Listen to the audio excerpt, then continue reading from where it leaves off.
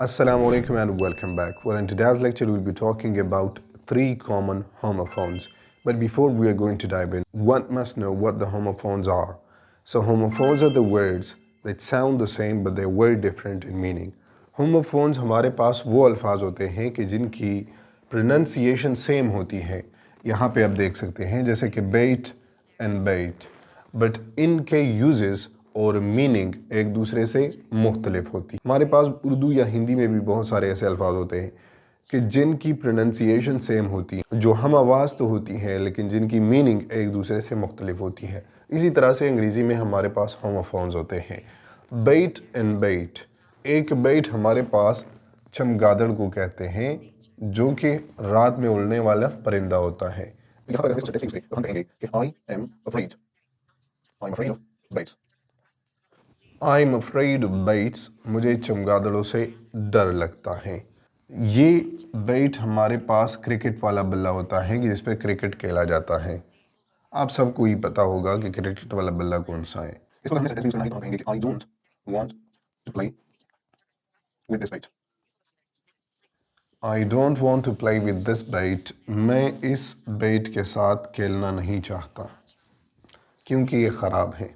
अच्छा, next number पे हमारे पास आता है मीट एंड मीट. दोनों की प्रोनंसिएशन सेम है लेकिन दोनों हमारे पास स्पेलिंग में थोड़े से डिफरेंट है.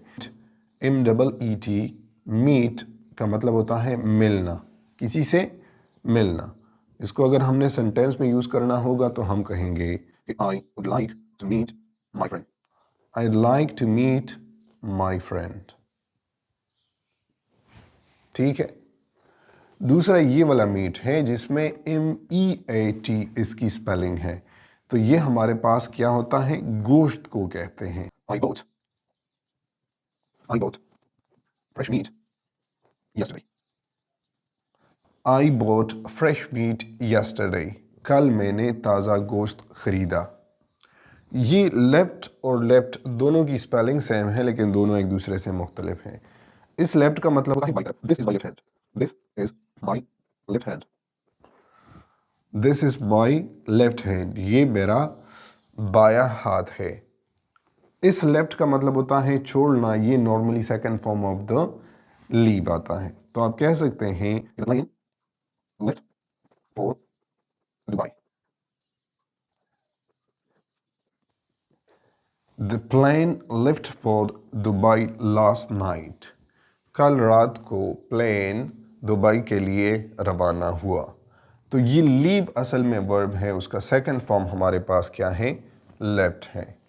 तो होमोफोन्स हमारे पास वो वर्ड्स होते हैं कि जिनके साउंड्स बिल्कुल सेम होते हैं लेकिन जिनकी मीनिंग या सम टाइम उसकी स्पेलिंग एक दूसरे से मुख्तलिफ होती हैं. होपफुली ये टॉपिक यहाँ पर समझ में आ चुका होगा. अगर अब भी इससे रिलेटेड कोई भी आपके जहन में कन्फ्यूजन है तो feel free to ask me in the comment section. And if you want to take your English from the basic level to the next level, then you have to subscribe to our YouTube channel, English with Sadiq. This is it for now. See you around. Allah Hafiz.